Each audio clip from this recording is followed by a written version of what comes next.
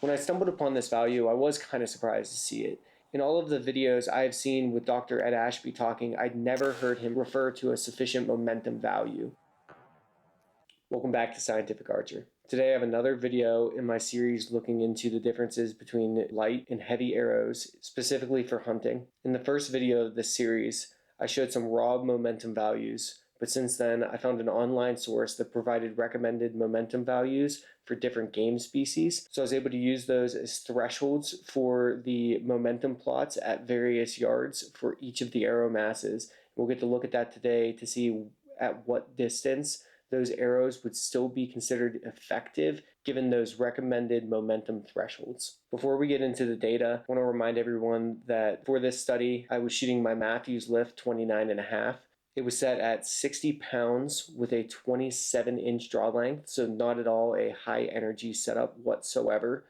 I was shooting all 5mm arrows with blazer vanes to try to isolate the arrow mass as much as possible through this study. Another key thing to note is that for the data collection, I was shooting here in Colorado at 6,111 feet. So if you're a guy out east or even on the west coast where you have lower altitudes, your arrow would experience more drag than what I experience here at these high altitudes. Without further ado, let's look at the results.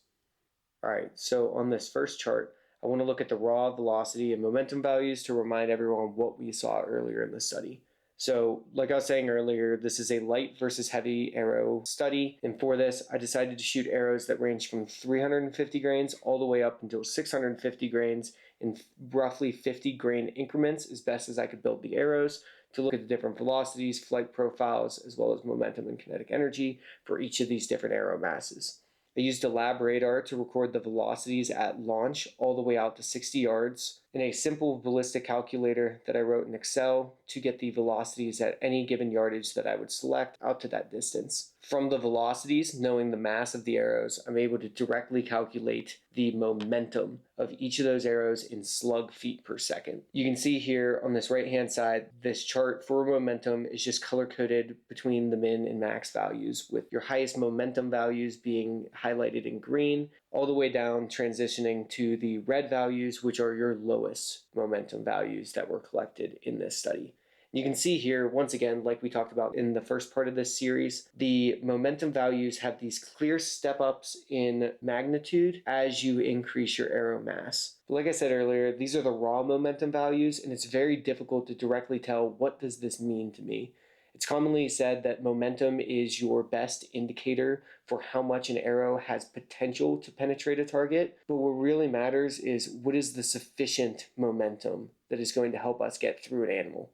To get an idea for how much momentum was enough to get through an animal, I did a simple Google search and stumbled upon this article that laid out some of these momentum and kinetic energy values for different game species. The specific article I came across was called Slugs and How to Build the Best Hunting Arrow by Tony Martins and Ian Gardner. I'll have a link in the description to this article so those who want to actually dig into the article itself and read it can check that out. In the article itself, they outlined game species as either being small game, medium game, large game, or the toughest game. You can see the animals here in the next column to the right for what that game species size relates to for actual animals you would be hunting. I decided to hone in on the momentum portion of this because that is what I'm trying to use as the best indicator for the potential penetration that your arrows would have, because momentum is what is going to directly translate to the force of penetration. When looking at these ranges of momentum values that they recommend, I decided to be a little bit conservative with them and just utilize the larger momentum bound as my minimum threshold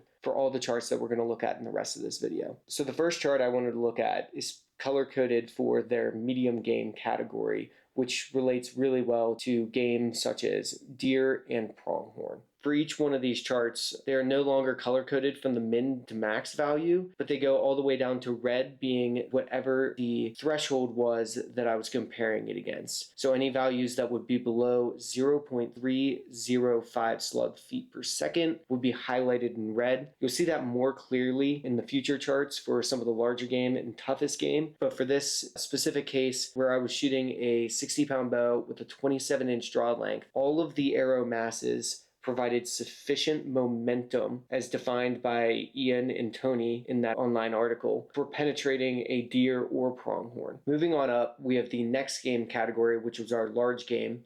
This specifically related to hunting elk and or hogs. And here you can see that we start to see some values in the momentum that are below the threshold that Ian and Tony had set in their article. Specifically, you can see here that for the 350 grain arrow launched out of a 60-pound bow at 27 inches, from launch, the momentum value is just at that threshold, and then because of the reduction in velocity due to drag, at all yardages beyond launch, the momentum value is below the threshold recommended for hunting elk and hogs. As soon as you step up to the 400 grain arrow, you are slightly above that threshold for yardages all the way out to 60 yards. And it just gets better from there. As you go to the 450 grain, 550 plus grain arrows, your momentum values are all considered sufficient for hunting elk and hogs. And this is just out of a 60-pound bow set at 27 inches, so not a high energy setup whatsoever. If you are shooting with a longer draw length, more close to the average adult male at 28.5 inches, your momentum values would be much higher than this, as well as if you're shooting a heavier bow set 65 or 70 pounds, more commonly used by the average adult male, your momentum values are all going to be better than this as well, potentially leading back to those lighter arrows being above this threshold. All right, for this next chart, we have the toughest game momentum with a threshold of 0.532 slug feet per second. For this toughest game category, they used buffalo and grizzly as their example for the size of game that they considered this to be the threshold momentum for.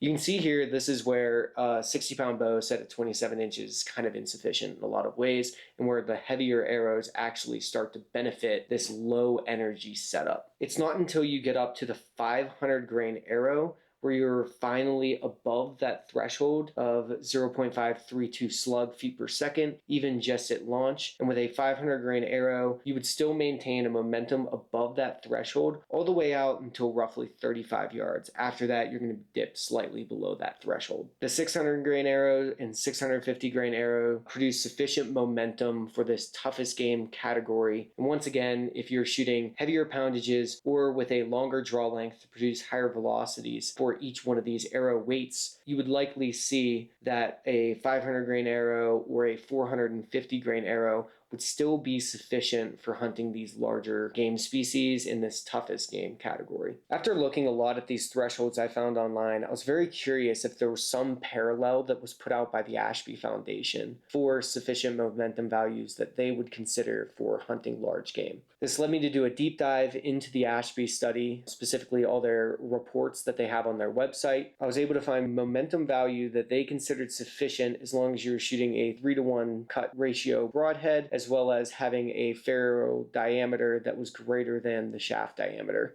When I stumbled upon this value, I was kind of surprised to see it.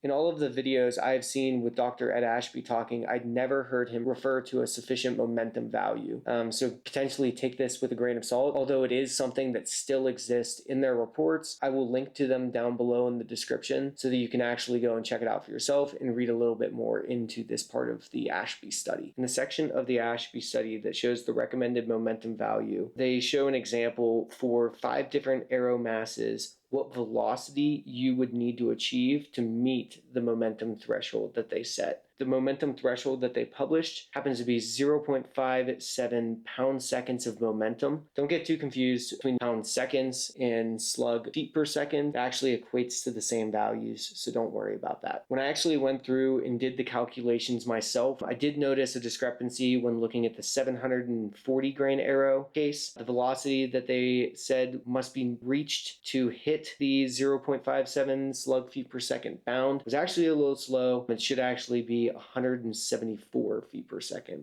All right, so the next thing I wanted to do was actually use that Ashby recommended momentum value of 0.57 slug feet per seconds and compare that to the momentum values of my bow setup at 60 pounds and a 27-inch draw length. And here you can see that most of these arrow masses that I used for the study were insufficient to produce that momentum value, even just at launch. It wasn't until I got all the way up to the 600 grain arrow where just at launch it was considered sufficient for producing the Ashby recommended momentum value that I found in their study. And the 600 grain arrow only produces that sufficient momentum just out to 20 yards. Any bit beyond there, my setup would be falling below that momentum threshold. The 650 grain arrow is where, even all the way out to 60 yards, my setup would be producing sufficient momentum based on the recommendation from the Ashby studies. This is one of those things where if momentum is an indicator for penetration,